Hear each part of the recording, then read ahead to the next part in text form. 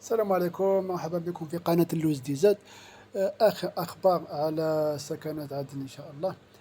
وزارة السكن والعمران والمدينة وقفت تسجيل البارح 12 تاع الليل، وقالت لكم راح نطلق تسجيلات بعد دراسة جميع طلبات يسجلوا الآخرين هذو كامل، يشوفوا الطلبات تاعهم ويشوفوا شحال كيما نقولوا حنايا شكون مقبول وشكون مش مقبول.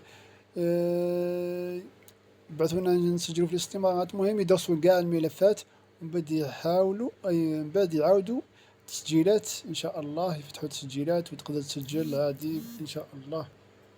باك الانسان ما يتقلقش، اللي بغى يتاكد يدخل الباجة تاعهم راح يلقى كلش ان شاء الله. يدخل الباجة تاعهم راح يلقى كلش ويعرف يتبع بتفاصيل، ما يشوفش كاع الناس اللي تهدر خاطيك، واحد وش يجيب من راسه واحد يجيب.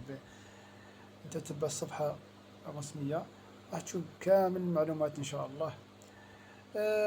هذه هي. وما تنساوش ديروا جام فيديو وبارطاجيو فيديو ان شاء الله.